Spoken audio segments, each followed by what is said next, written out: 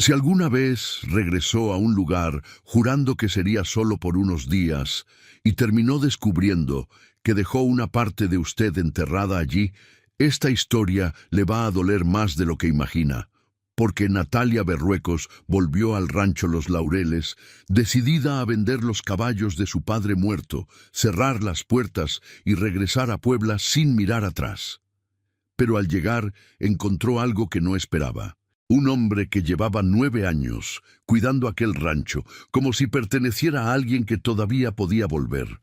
Un caballo viejo que todavía esperaba a su antigua dueña, y un cuaderno escondido, donde su padre escribió durante años todo lo que nunca tuvo valor de decirle en voz alta. Antes de comenzar, deje su like, suscríbase a Cuentos del Viejo Campo y active la campanita para no perderse ninguna historia capaz de estremecer el alma de principio a fin. Y cuéntenos en los comentarios, ¿usted alguna vez descubrió demasiado tarde que alguien sí lo amaba, aunque nunca supo demostrarlo? ¿Desde qué rincón del mundo nos acompaña hoy? Natalia Berruecos tenía 35 años y llevaba 17 sin pisar la tierra de su padre. No era un número que contara con orgullo. Era un número que cargaba como se carga una deuda que ya no duele, pero que tampoco se olvida.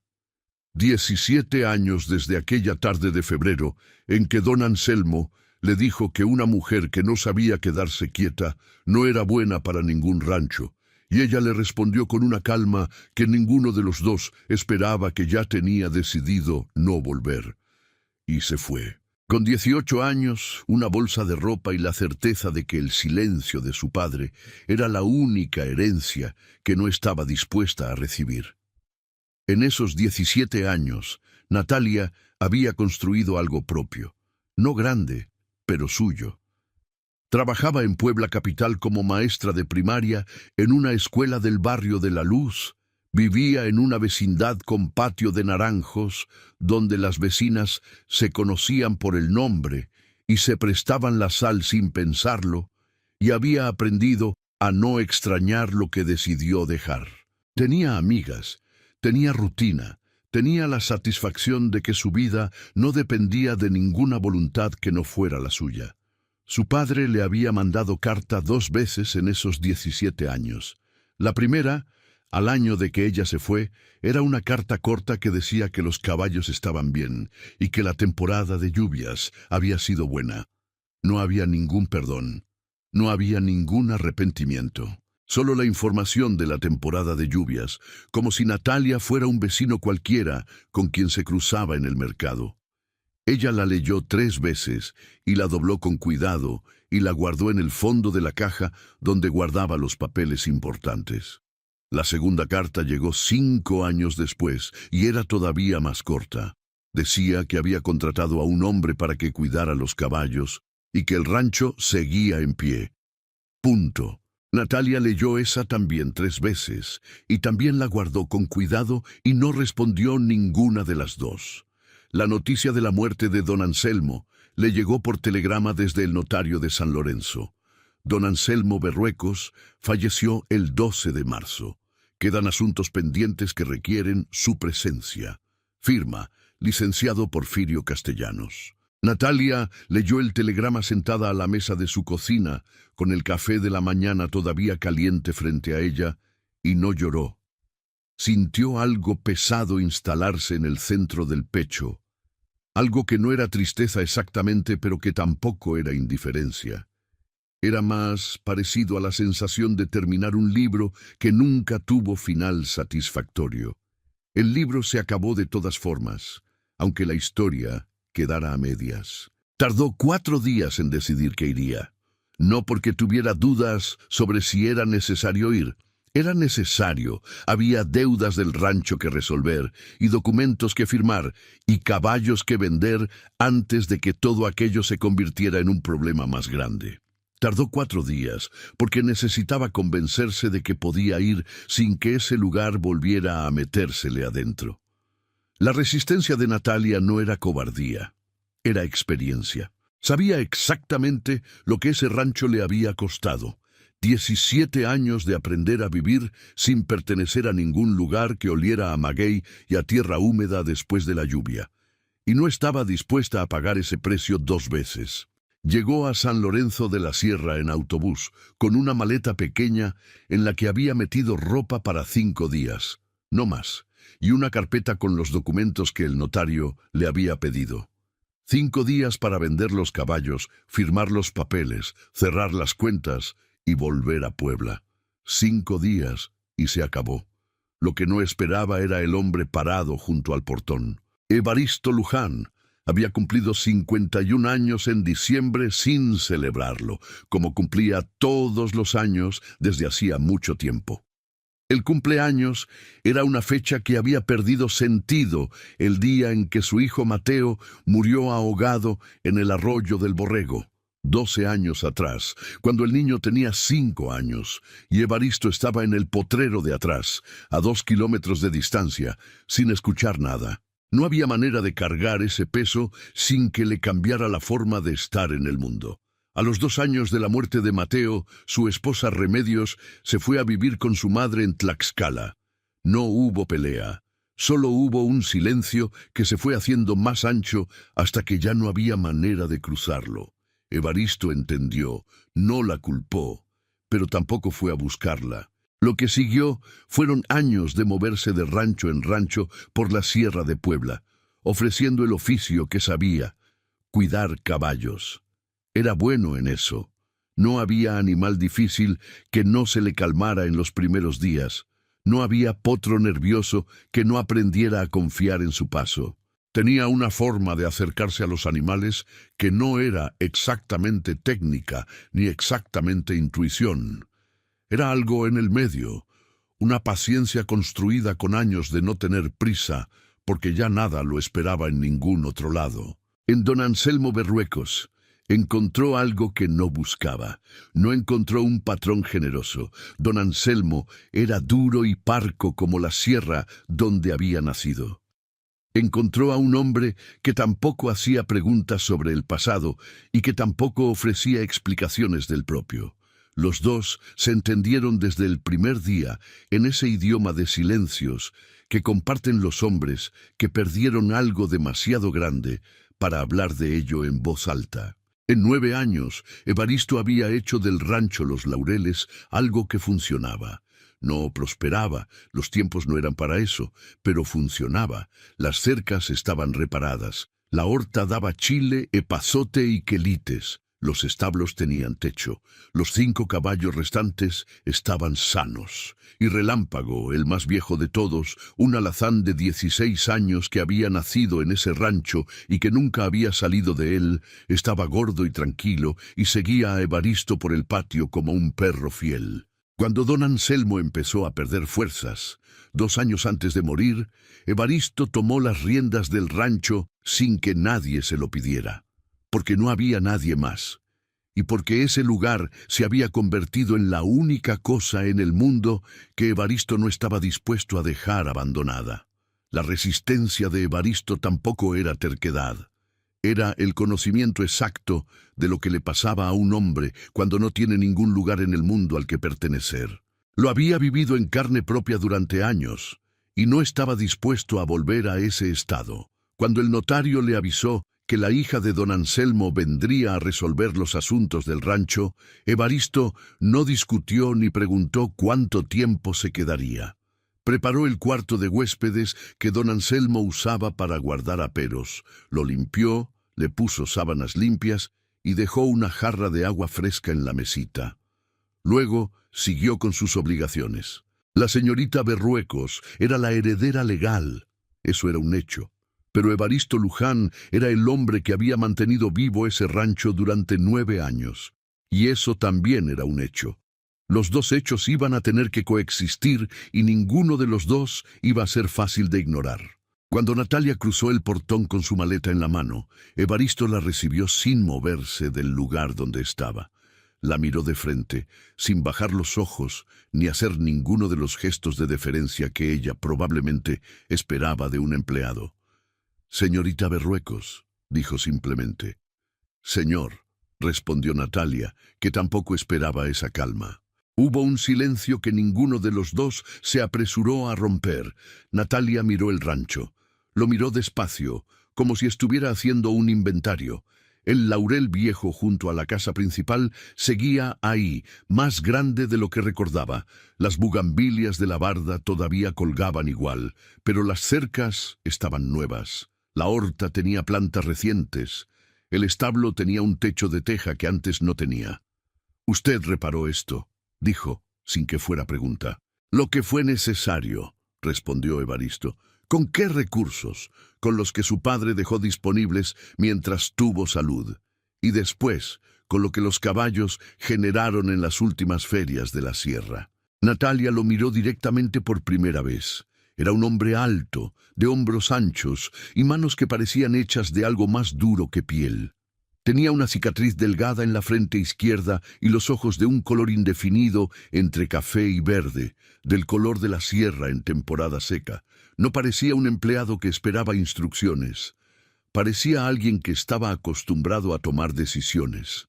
«Necesito ver los documentos del rancho», dijo Natalia. «Los registros de los animales, las deudas pendientes, todo lo que haya». «Están en el cuarto del fondo», dijo Evaristo. Don Anselmo los guardaba en la caja de madera junto a la ventana.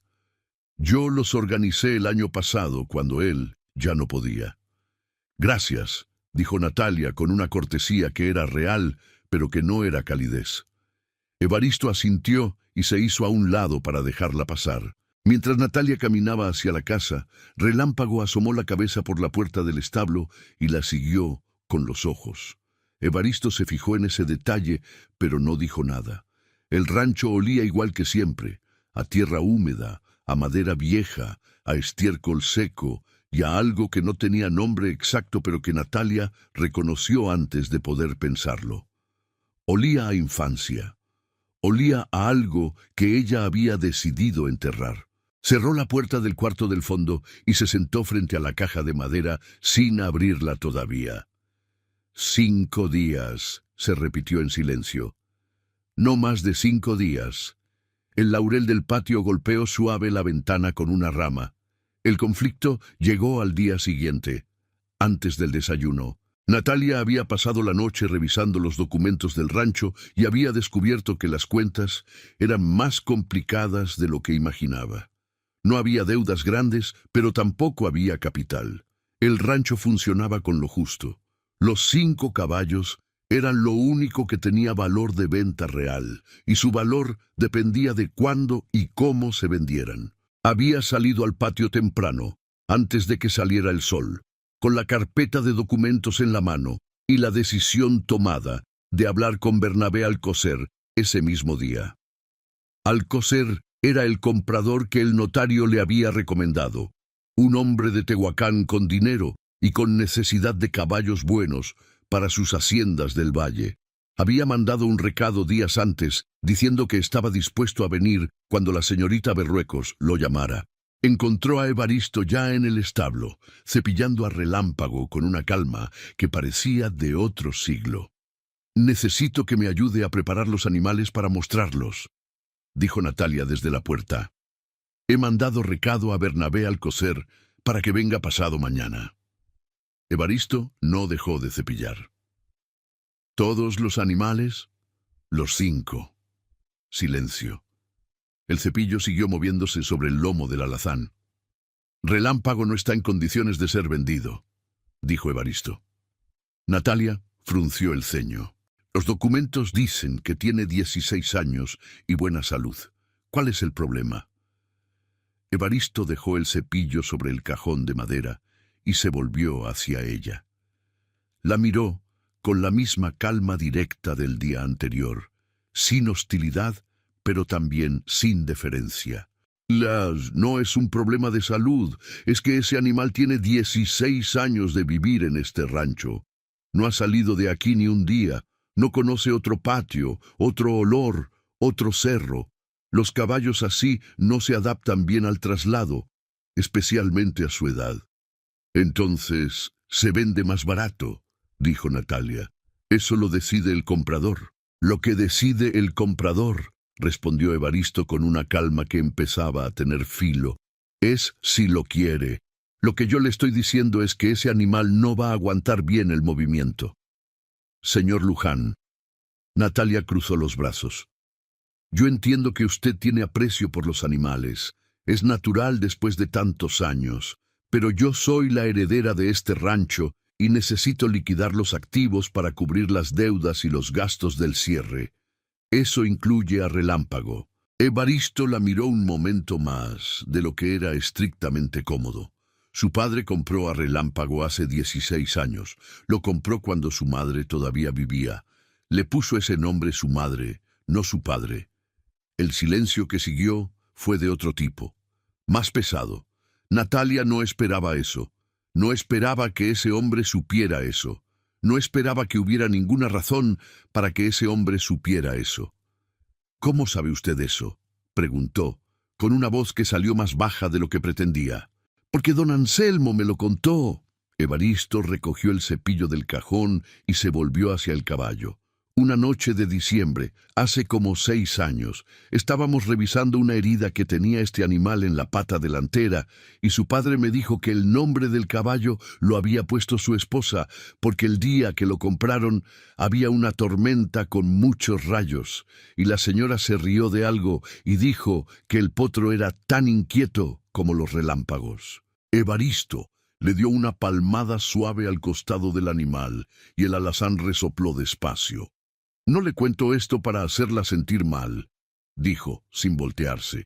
Le cuento porque creo que usted tiene derecho a saberlo antes de tomar la decisión. Natalia permaneció en la puerta del establo sin moverse. La luz del amanecer entraba oblicua por los huecos del techo de teja y hacía rayas doradas en el suelo de tierra apisonada.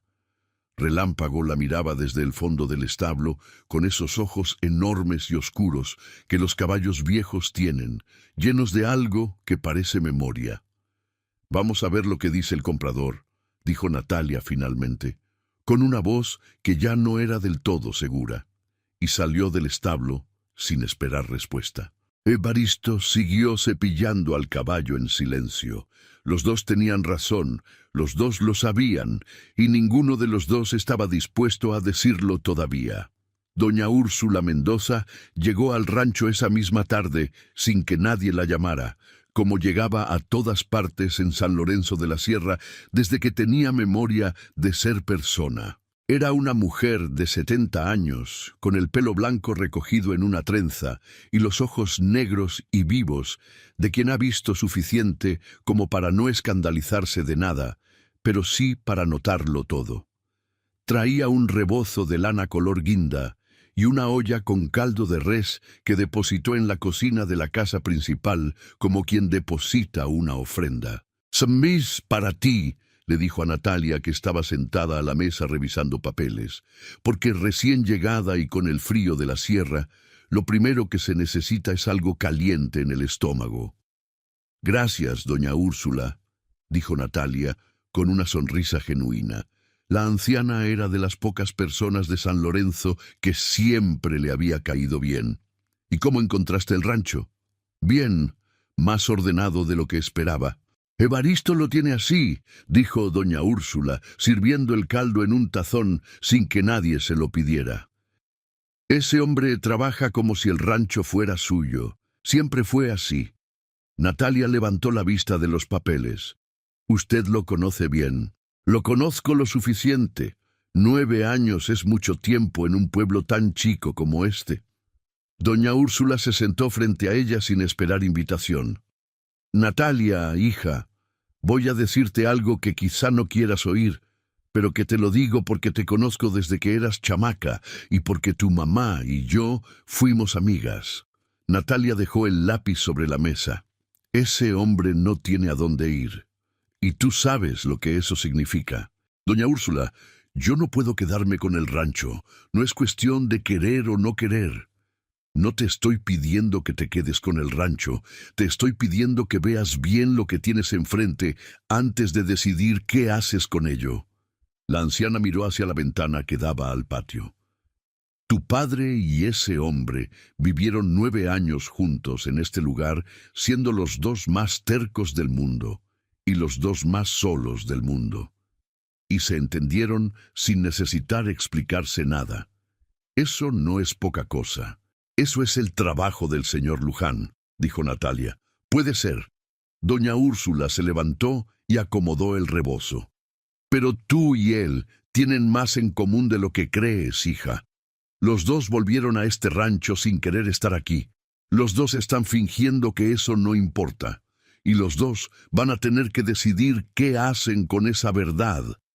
Y se fue a ver a Evaristo al establo antes de que Natalia pudiera responder algo. Natalia se quedó mirando el tazón de caldo humeante y pensó que doña Úrsula siempre había tenido la habilidad maldita de decir en 2 minutos lo que a uno le costaba meses no querer saber. Esa noche, Natalia encontró el cuaderno. Estaba al fondo de la caja de madera, debajo de los documentos del notario y de los recibos de la ferretería de Tehuacán. Era un cuaderno de cuentas, de los cuadriculados que se vendían en la papelería del mercado, con las tapas de cartón negro desgastadas por los años. En la primera página, con la letra apretada y vertical de su padre, decía: Registros del Rancho Los Laureles, 1938-1944. Natalia lo abrió pensando que encontraría gastos y entradas. Lo que encontró la dejó quieta en la silla durante un largo rato. Había gastos, sí, pero había otras cosas también. En los márgenes de las páginas de contabilidad, don Anselmo había escrito notas breves, casi imperceptibles si uno no las buscaba. Fechas y observaciones cortas. Marzo de 1940. La horta dio quelites este año, como no los había dado desde que Consuelo la plantó. La sembré igual que ella. Julio de 1941. Mandé carta a Natalia. No sé si la recibió. Octubre de 1942. Natalia debe de tener 25 años. Me pregunto si encontró lo que fue a buscar. Diciembre de 1943. Compré un potro joven. Evaristo dice que en 2 años será el mejor del rancho. Pienso que, si Natalia algún día vuelve, va a querer verlo. Natalia cerró el cuaderno con cuidado. Lo puso sobre la mesa. Lo miró un momento. Luego lo volvió a abrir y leyó las notas de los márgenes otra vez. Todas, desde la primera hasta la última. La última decía, con una letra ya más temblorosa que indicaba los últimos meses de enfermedad. Enero de 1945. Evaristo dijo que el potro ya está listo. Buen animal. Natalia no ha vuelto. Quizá ya no vuelva. Pero el potro está aquí de todas formas, por si acaso. Natalia dobló las rodillas sobre la silla y se abrazó las piernas. No lloró. Pero tampoco pudo levantarse durante un rato.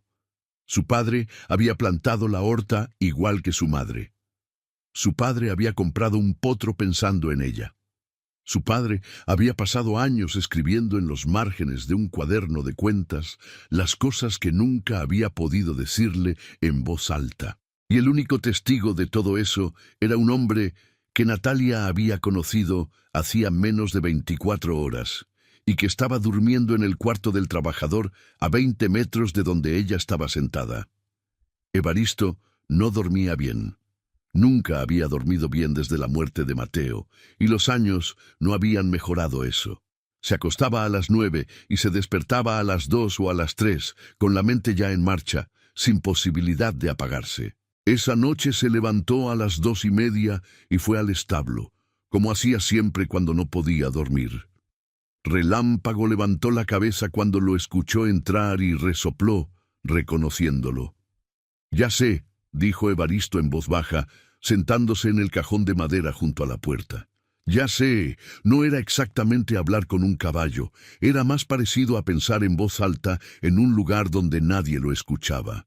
Pensó en la mujer que había llegado ese día, en la forma en que había mirado el rancho al entrar, despacio, como haciendo un mapa de algo que ya había tenido guardado en algún lugar de la cabeza, en la forma en que se había parado en la puerta del establo esa mañana, con los documentos en la mano y la determinación en la cara, y en cómo esa determinación había vacilado un segundo, nada más un segundo, cuando él le mencionó a su madre. Natalia Berruecos no era una mujer que necesitara que nadie la salvara. Eso lo había visto claramente desde el primer momento. Tenía la misma clase de firmeza que tienen las personas que aprendieron a sostenerse solas, porque en algún momento no hubo nadie más que lo hiciera. Él conocía esa firmeza, la reconocía porque era la misma que había construido en sí mismo durante los años que siguieron a la muerte de Mateo. Y precisamente porque la reconocía, sabía lo que estaba debajo. Debajo había algo que no era indiferencia sino su opuesto, demasiado cuidado, demasiada protección de algo que en algún momento había costado mucho. Relámpago bajó la cabeza y la apoyó despacio sobre el hombro de Evaristo. El hombre dejó que lo hiciera. Cerró los ojos un momento. 9 años, 9 años de cuidar ese rancho, de reparar lo que el tiempo rompía, de mantener vivo un lugar que otra persona había decidido dejar. 9 años que le habían dado lo único que necesitaba, un sitio donde quedarse. Y ahora venía alguien con todos los papeles correctos y toda la razón legal del mundo a decirle que ese sitio ya no existía. Evaristo no tenía manera de pelear contra eso, no era su tierra, nunca lo había sido. Pero mientras estaba sentado en ese establo, a las 3 de la mañana con la cabeza de Relámpago apoyada en su hombro, pensó que había cosas que no estaban en ningún papel de notario. Cosas que no tenían escritura, pero que pesaban igual. Una lluvia de sierra fina y constante que hacía la neblina más espesa y convertía los caminos en barro y obligaba a quedarse cerca de los techos. No era temporada de lluvias, pero la Sierra de Puebla tenía sus propias reglas y no les consultaba a los mortales sus planes. Natalia pasó la mañana en el cuarto del fondo, revisando los últimos documentos y calculando los números de la venta. A media mañana, con la lluvia repiqueteando sobre las tejas del corredor, decidió salir al patio cubierto a tomar un poco de aire. Encontró a Evaristo en el corredor de enfrente, reparando el arnés de cuero de la yegua más joven. Trabajaba despacio, con una aguja gruesa y hilo de ixtle, metiendo la aguja por los agujeros del cuero con una paciencia que parecía inagotable. No levantó la vista cuando ella salió al corredor, aunque Natalia sabía que la había escuchado. Ella se quedó de pie, bajo el alero mirando la lluvia. El patio olía a tierra mojada y a las flores del laurel que la lluvia había abierto. Relámpago estaba asomado desde el establo, mirando el agua caer como si fuera la primera vez que veía ese fenómeno. Al rato, sin que ninguno de los dos lo planeara, empezaron a hablar. «¿Cuánto tiempo lleva usted sin ver a su familia?», preguntó Natalia, sin dirigirse exactamente a él, sino al patio. 12 años, dijo Evaristo, sin dejar la aguja. Natalia no dijo nada. Esperó. «Mi hijo murió hace 12 años», dijo Evaristo, con la misma calma con que decía cualquier cosa, como si la calma fuera lo único que le quedaba cuando llegaba a esa parte. «Tenía 5 años. Se cayó al arroyo. Yo no estaba cerca». El silencio que siguió tenía un peso específico que Natalia reconoció inmediatamente. Era el peso de una culpa que se cargaba con tanto tiempo encima que ya no tenía forma de furia, sino de resignación. «Mi esposa se fue después», continuó Evaristo, «no por mal, solo porque ya no había manera de seguir juntos con ese tamaño de cosa entre los dos». «Lo entiendo», dijo Natalia, y lo dijo de una forma que no era fórmula de cortesía.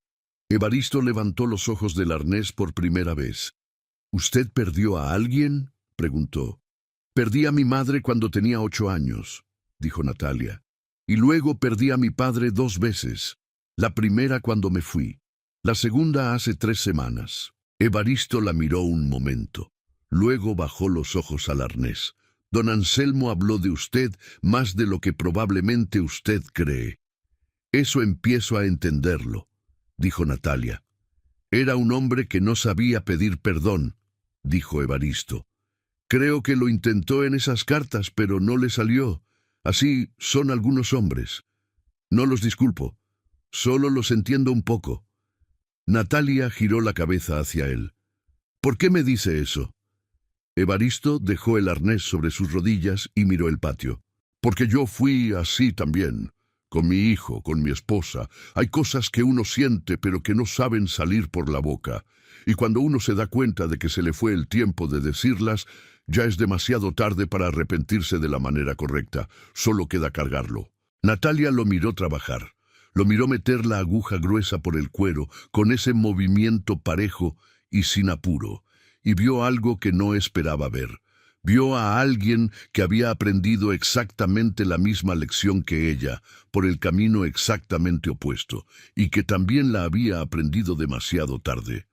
Ella se había ido para no seguir esperando que su padre dijera lo que nunca dijo. Él se había quedado en un lugar ajeno para no tener que irse a ningún sitio donde le recordaran lo que no había dicho.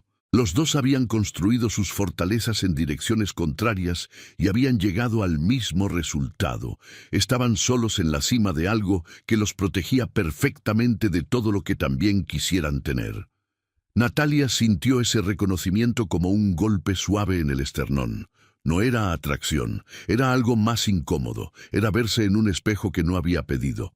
Volvió a mirar la lluvia. Relámpago seguía asomado en la puerta del establo, impasible y viejo y sereno, como si supiera algo que los dos todavía estaban tardando en entender. «¿Y qué va a hacer cuando yo cierre el rancho?», preguntó Natalia, con una voz que ya no tenía la misma dureza del primer día. «No lo sé», dijo Evaristo simplemente. «Ya veré». «¿Tiene a dónde ir?». «Siempre hay algún rancho que necesita a alguien para los caballos». Era la respuesta correcta. Era una respuesta que los dos sabían que no era toda la verdad. La lluvia siguió cayendo sobre el patio de los laureles, sobre el laurel viejo, y las bugambilias de la barda, y la tierra oscurecida de humedad. Y los dos se quedaron ahí, bajo sus respectivos aleros, sin hablar más, pero sin irse tampoco. Bernabé Alcocer llegó al día siguiente a media mañana, cuando la lluvia había parado y el sol entraba por entre la neblina dejando esa luz dorada y difusa que tiene la Sierra de Puebla en los días buenos.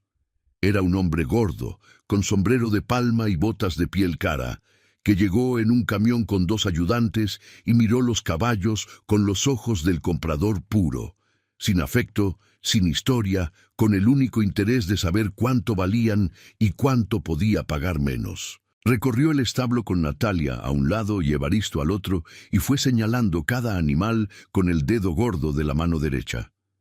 Este y este, dijo, señalando los 4 caballos jóvenes. Por los 4 le doy 300 pesos, precio justo. El precio justo son 400, dijo Natalia. 350 y lo cerramos. 380. Trato. Alcocer sacó la mano y Natalia se la estrechó sin dudar. Luego Alcocer fue hacia Relámpago. ¿Y este? Ese no está en venta, dijo Evaristo, antes de que Natalia pudiera hablar. Alcocer lo miró. No le pregunté a usted. El señor Luján tiene razón, dijo Natalia, y el sonido de su propia voz la sorprendió un poco. Ese animal no está disponible por ahora. Alcocer encogió los hombros. Como quieran, el viejo igual no vale gran cosa. Natalia y Evaristo no se miraron, pero los dos notaron lo que acababa de pasar. Los ayudantes de Alcocer entraron al establo para empezar a maniatar a los 4 caballos jóvenes y prepararlos para el camión. Fue en ese momento cuando ocurrió lo que nadie esperaba. Relámpago, que había estado quieto en su lugar durante toda la visita, empezó a moverse.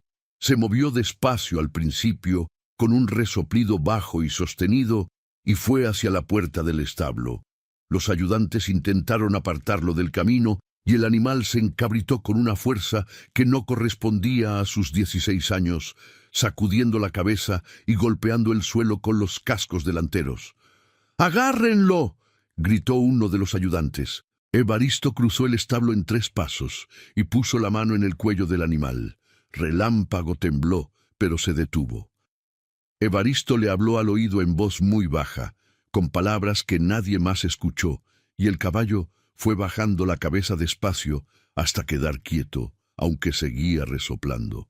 Los 4 caballos jóvenes fueron sacados del establo sin más incidentes.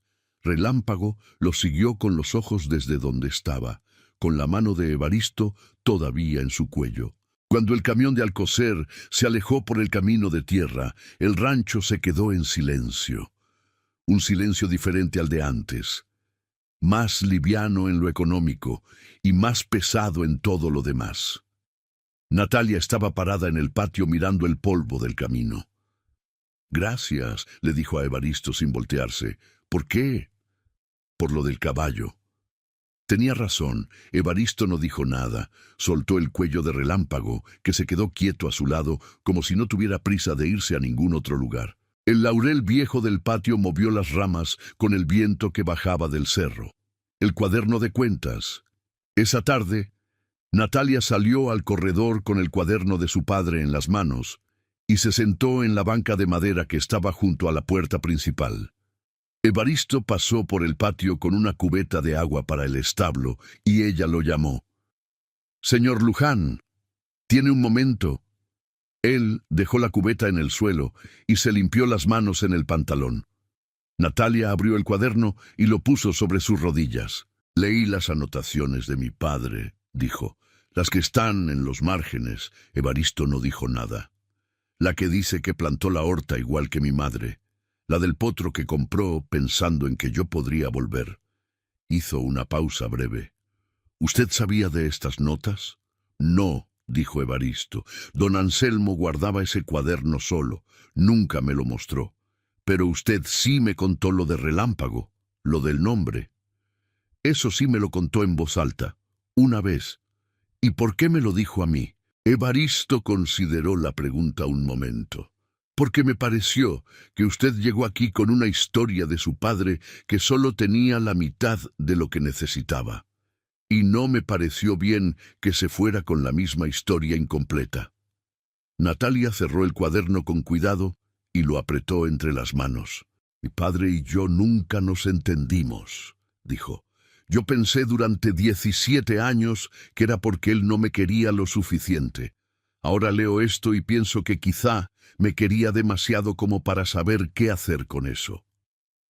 «Puede ser las dos cosas al mismo tiempo», dijo Evaristo. Natalia lo miró. «¿Cómo así?» «Puede que lo quisiera mucho y también que no supiera demostrarlo. Las dos cosas son ciertas, y las dos juntas son lo que hace que duela».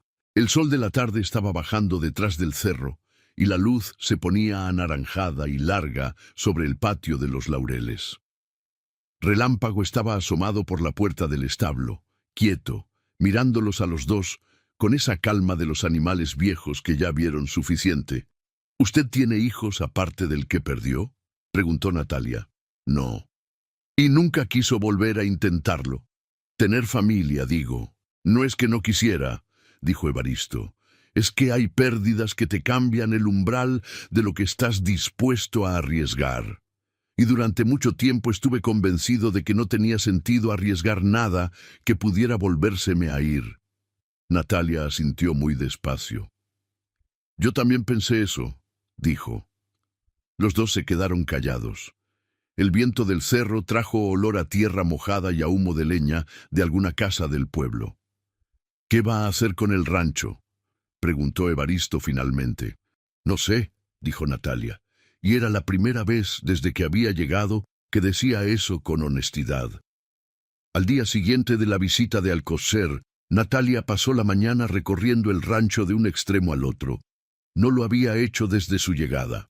Había entrado directo a los documentos, directo al problema concreto de los caballos y las deudas y los papeles. Pero esa mañana, después de una noche de poco sueño y muchos pensamientos que no terminaban de organizarse, decidió recorrerlo despacio, como quien revisa una cosa que pensó que conocía, pero que quizás no conocía tan bien. Empezó por la casa principal. Fue cuarto por cuarto, abriendo puertas que no había abierto desde que llegó. El cuarto de su madre seguía siendo el cuarto de su madre, la cama angosta con la cobija de lana azul que Consuelo había tejido el invierno antes de morir, el espejo de marco dorado con la esquina desprendida, el pequeño altar con la imagen de la Virgen de Guadalupe y 2 velas blancas que alguien, su padre, tuvo que haber sido su padre, había puesto recientemente. Las velas eran nuevas. No tenían más de un mes. Don Anselmo las había puesto poco antes de morir. Natalia se quedó parada en el umbral del cuarto sin entrar. Lo miró desde ahí, la cama, el espejo, el altar, la ventana con la vista al cerro de enfrente. Su madre había dormido en esa cama durante 20 años. Su madre había mirado ese cerro cada mañana. Su madre había muerto en ese cuarto cuando Natalia tenía 8 años. Y después de ese día, el cuarto se había quedado tal cual, como si don Anselmo no hubiera podido soportar la idea de cambiarlo y tampoco hubiera podido soportar la idea de entrar a él. Pero alguien entraba, alguien ponía velas nuevas. Natalia cerró la puerta despacio. Siguió por el corredor hasta llegar a la parte trasera de la casa, donde estaba la horta. La horta era más grande de lo que recordaba. O quizás era que la recordaba más pequeña, porque la había visto de niña. Había hileras de chile serrano, epazote, cilantro, jitomate de la sierra y quelites que todavía no estaban listos para cortar. Y en un rincón, separadas de las demás plantas por una pequeña cerca de palos, había 2 matas de bugambilia roja que estaban trepando por la pared del cuarto de herramientas. Natalia se agachó junto a las bugambilias. Las tocó con los dedos. Eran viejas. Tenían el tallo grueso y endurecido de las plantas que llevan muchos años creciendo en el mismo lugar. Su madre había plantado bugambilias en ese mismo rincón. Natalia lo recordó con una claridad que la tomó por sorpresa. Recordó a su madre agachada en la tierra, con las manos llenas de tierra oscura, empujando las raíces pequeñas dentro del hoyo que había cavado con una palita de mango corto. Tenía un pañuelo en la cabeza y estaba silbando algo. Natalia no había pensado en ese recuerdo en años. Escuchó pasos y se volvió. Evaristo estaba junto a la cerca de la horta con una herramienta en la mano, mirándola. «Las bugambilias son de su madre», dijo, como si estuviera continuando una conversación que los dos habían estado teniendo en silencio.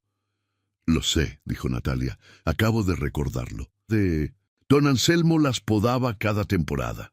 Las que están junto a la barda de enfrente las plantó él hace como 8 años, después de que las originales se secaron un invierno muy duro. Consiguió las nuevas en el mercado de Tehuacán». Natalia miró las plantas. «Él nunca me dijo que hacía eso». «No era hombre de contar lo que hacía», dijo Evaristo. «Solo lo hacía». Natalia se puso de pie y se limpió la tierra de las manos en la falda. «¿Qué más hizo que yo no sepa?»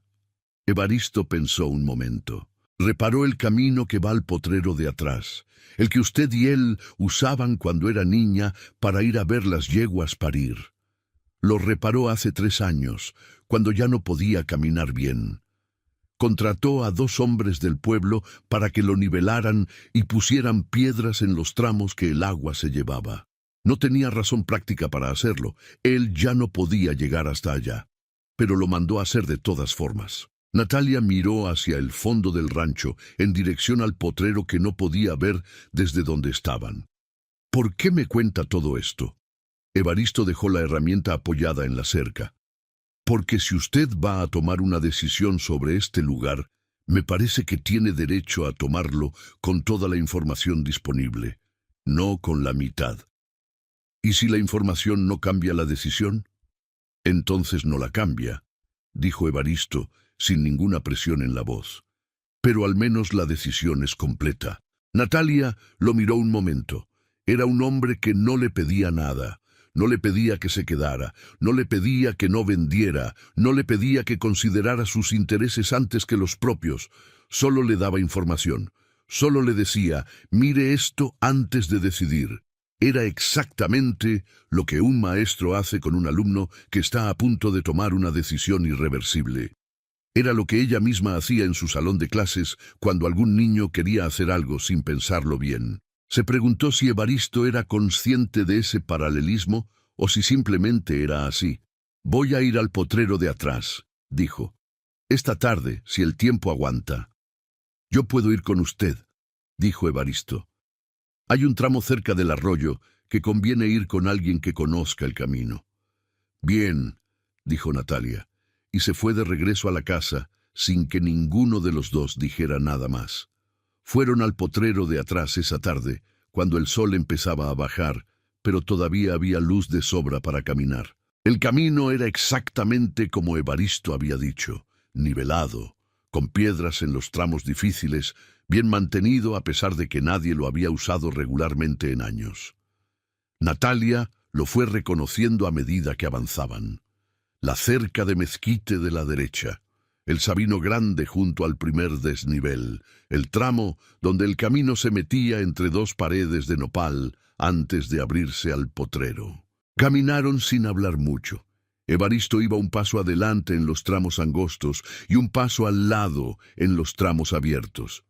No por protocolo, sino por lo que el terreno pedía. Al llegar al potrero, Natalia se detuvo. Era un campo amplio de hierba verde y alta, con el cerro al fondo y el cielo azul de la sierra encima. En el extremo derecho había un arroyo delgado y silencioso que brillaba con la luz de la tarde. Y en el centro del potrero, sin que nadie le hubiera dicho que fuera ahí, había una sola yegua joven pastando sola. «Esa es la que se quedó», dijo Evaristo, «la que no vendió al coser. La dejé aquí cuando vinieron por las otras 4. Se llama Serena». Natalia miró a la yegua. Era un animal de color castaño oscuro con una mancha blanca en la frente, joven, de no más de 4 o 5 años, que pastaba con esa calma tranquila de los animales que no saben que su mundo acaba de cambiar. ¿La compró mi padre? La nació. Hace 4 años.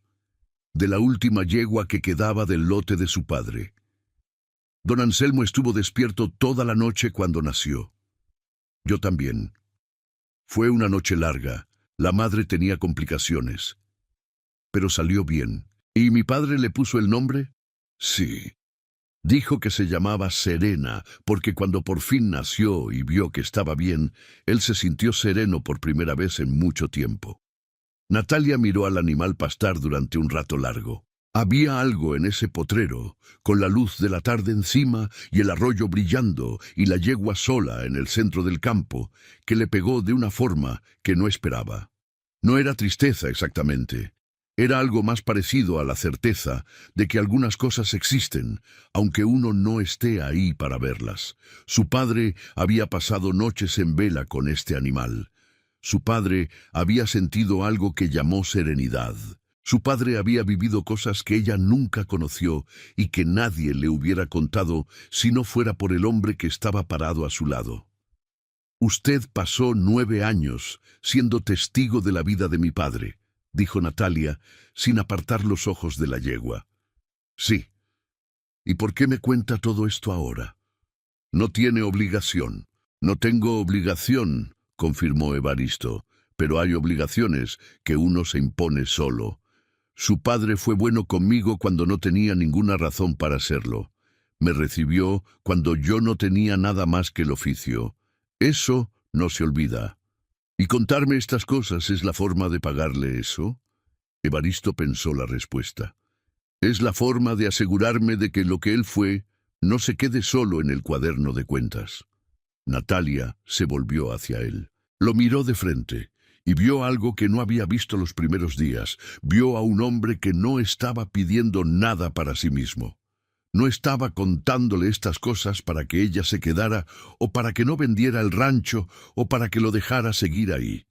Las contaba porque sentía que era lo correcto, porque esa era la única manera que sabía de honrar a alguien. «Usted se parece a él», dijo Natalia sin planearlo. Evaristo no respondió de inmediato. Cuando lo hizo, su voz fue más baja. «Eso es lo peor que me han dicho en mucho tiempo», dijo. Y luego con algo que era casi humor, pero que tenía mucha más cosa debajo. «Y también lo mejor». Natalia soltó una pequeña risa que ella misma no esperaba.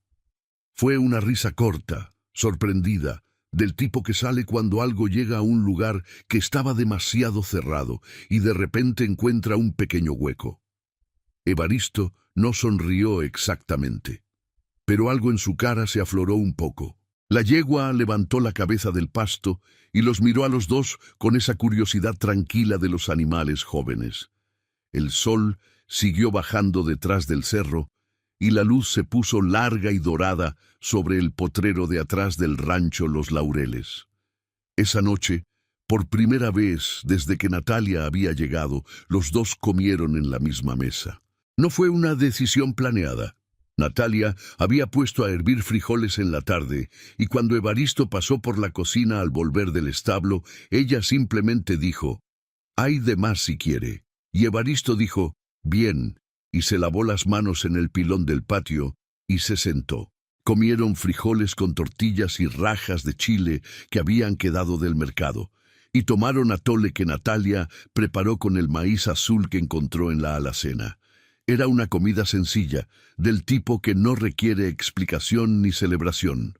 Después de comer, cuando la cocina tenía ese calor suave del fogón y la lámpara de petróleo encendida, empezaron a hablar de cosas que ninguno había dicho en voz alta todavía. «¿A qué se dedicaba antes de venir aquí?», preguntó Natalia. «Antes de los caballos, digo».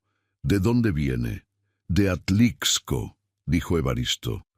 «Mi familia tenía una pequeña milpa, mi padre y mi abuelo antes que él. Yo empecé a trabajar con caballos porque en la hacienda de enfrente necesitaban alguien para el establo, y yo tenía 12 años y ganas de ganar algo propio. Aprendí el oficio ahí». «¿Y ya no volvió a Atlixco?» «Volví una vez, después de que Mateo murió. Fui a visitar a mi madre. Estuve 3 días». Hizo una pausa. Era demasiado cerca de todo. De la casa donde habíamos vivido, del arroyo. Me fui y no volví. Natalia asintió. «Yo tampoco volví a Puebla capital cuando mi padre me escribió las cartas. Las recibí, las leí y no respondí. Pensé que respondiendo lo estaría animando a creer que había posibilidad de algo que no iba a haber». «¿Y lo creía usted?» Natalia consideró la pregunta con honestidad. «No lo sé. Quizás a veces sí. Quizás había noches en que pensaba en volver, pero luego me levantaba y el día comenzaba y lo de aquí se hacía más lejano y más manejable». «Eso pasa», dijo Evaristo. «La distancia le da una forma a las cosas que la cercanía no tiene. ¿Y qué pasa cuando uno vuelve a la cercanía? Que las cosas pierden la forma ordenada que les dio la distancia», dijo él. «Y hay que encontrarles la forma real, que es más complicada». El fogón crepitó. Afuera, un tecolote llamó desde el sabino del camino. «¿Usted qué forma tiene aquí?», preguntó Natalia. «Sin la distancia». Evaristo no respondió de inmediato. Miraba el tazón vacío del atole como si la respuesta estuviera ahí. «La de alguien que encontró un lugar donde sus pérdidas no pesan tanto», dijo finalmente. «No porque las haya olvidado, sino porque aquí hay suficiente trabajo real y suficiente silencio bueno para que quepan sin aplastar todo lo demás». Natalia lo miró. «Silencio bueno», repitió. «Hay silencios que pesan», dijo Evaristo.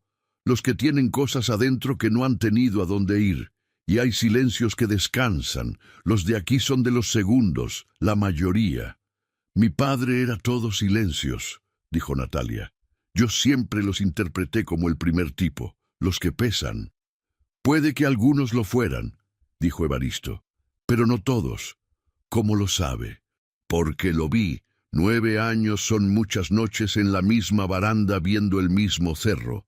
Don Anselmo callaba de muchas maneras. Había noches que el silencio era cansancio, había noches que era tristeza, pero había otras, las más, que era simplemente que no había palabras que pudieran decir exactamente lo que sentía, y prefería no decir nada a decir algo incompleto».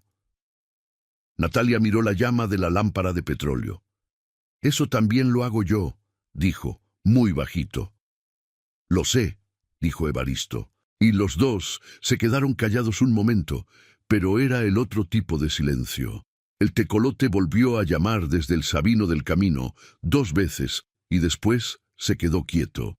Al cuarto día llegó Lucio Valderrama, que tenía 40 años, y la mirada alegre de quien nunca termina de crecer y que había pasado su infancia en Los Laureles comiendo tortillas en la cocina de don Anselmo cuando su padre trabajaba en el rancho como jornalero. Llegó con un saco de elotes del mercado y se instaló en el corredor como si fuera su casa. «Natalia», dijo, abrazándola con la confianza de los que se conocen desde chicos. «Estás igualita que cuando tenías 15. Tú sí que estás más gordo, Lucio». «Es la felicidad», dijo él, sin ofenderse. «¿Cómo encontraste todo?» «Bien, ordenado». «Sí, Evaristo es así». Lucio miró hacia el establo donde se escuchaba al hombre trabajar. «¿Y ya se llevan bien ustedes dos?» «Nos llevamos correctamente», dijo Natalia. Lucio soltó una carcajada corta. «Sí, ya veo». Se recargó en la columna del corredor. «Oye, Natalia, te voy a decir algo porque te conozco desde siempre y porque creo que lo necesitas escuchar de alguien que no tenga intereses en el asunto. Adelante». Evaristo Luján es de los hombres más buenos que han pisado esta sierra. No buenos en el sentido de que hacen lo que les piden, buenos en el sentido de que hacen lo correcto aunque nadie los esté viendo. Y ese hombre lleva 9 años viviendo aquí, como si este rancho fuera lo único que existe en el mundo para él, porque para él es así. «Lucio, no te estoy pidiendo que te quedes», dijo él alzando las manos. «Te estoy pidiendo que lo veas, no como al empleado del rancho, como lo que es». Hizo una pausa. «Tu papá lo vio. Por eso se quedó a su lado hasta el final». Natalia no respondió.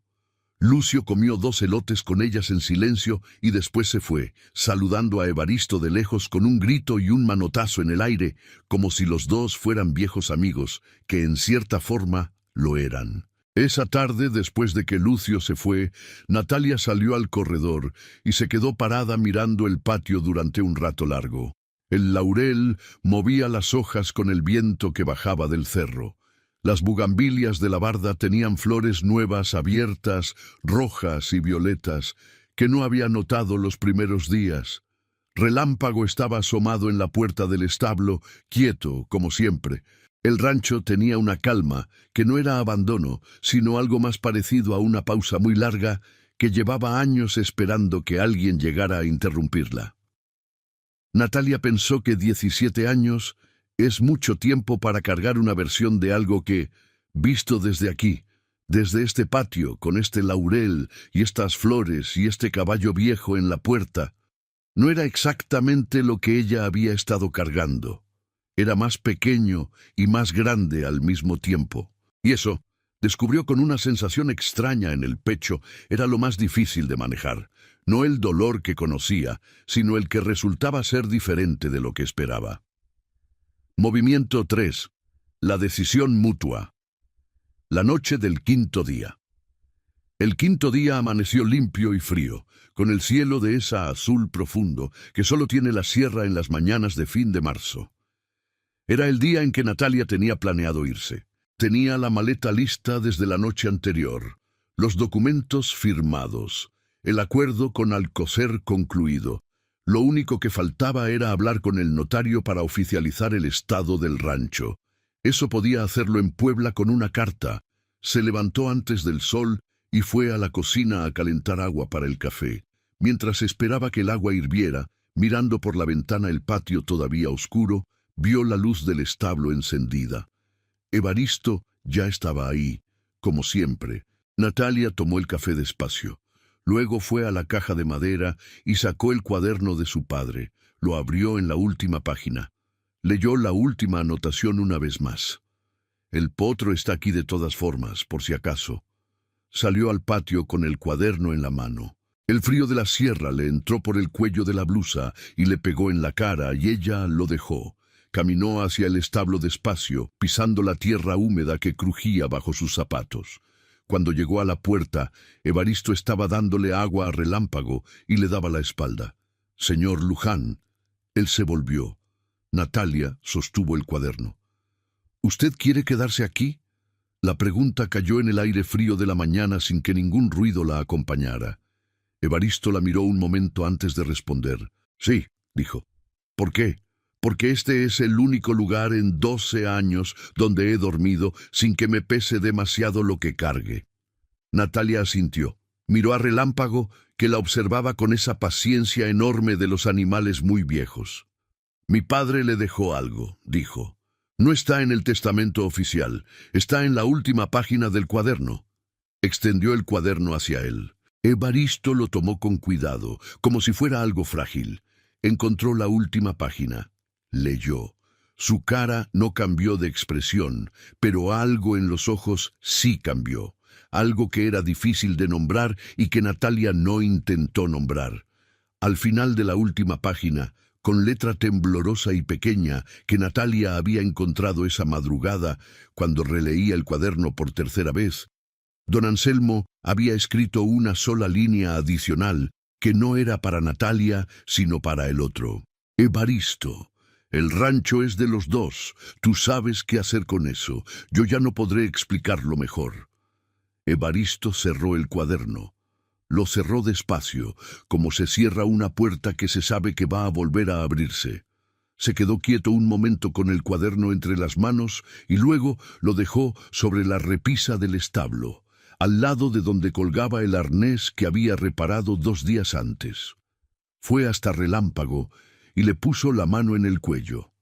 El animal apoyó la cabeza en su hombro, como hacía siempre. No dijo nada durante un rato. Luego se volvió hacia Natalia, que seguía parada en la puerta del establo con los brazos cruzados y el frío en la cara y los ojos serios. ¿Usted leyó eso antes de mostrármelo?, preguntó. Sí. ¿Y por qué me lo muestra? Porque es suyo, dijo Natalia, y porque mi padre tenía razón en que usted sabe qué hacer con eso mejor de lo que yo lo sabría en este momento. Evaristo soltó al caballo. Fue hasta donde estaba el arnés reparado y lo colgó en su lugar con ese movimiento preciso de quien ha repetido el mismo gesto miles de veces. Luego fue a la puerta del establo y miró el cerro de enfrente, el mismo que miraba todas las mañanas desde hacía 9 años, con la primera luz del sol recién tocándolo. No dijo todavía nada. Pero adentro, en ese lugar donde los hombres que cargan cosas muy pesadas guardan lo que no pueden decir en voz alta, algo se acomodó. No todo, no de golpe, pero algo. Agarró la cubeta de agua y entró de nuevo al establo a terminar la mañana. La decisión de Natalia volvió a la casa y se sentó frente a su maleta. La maleta estaba lista.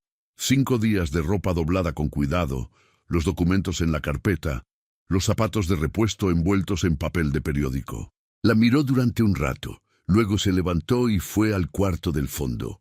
Abrió la caja de madera vacía, sacó los últimos papeles que quedaban adentro y los puso sobre la mesa. Los ordenó por fecha. Buscó entre ellos hasta encontrar lo que había visto la primera noche, pero no había terminado de leer. Una nota del notario que decía que el rancho tenía opción de ser gestionado bajo comodato temporal si la heredera lo consideraba conveniente antes de tomar decisión definitiva sobre la venta. 6 meses de plazo para decidir. Natalia leyó el documento 2 veces. Luego fue a su maleta y sacó la ropa de 3 de los 5 días. La dobló de nuevo y la guardó en el armario del cuarto de huéspedes. No era quedarse, no era volver, era darse tiempo. Era no cerrar una puerta que quizás valía la pena mantener entreabierta. Era la diferencia entre una decisión tomada por miedo y una decisión tomada con los ojos abiertos.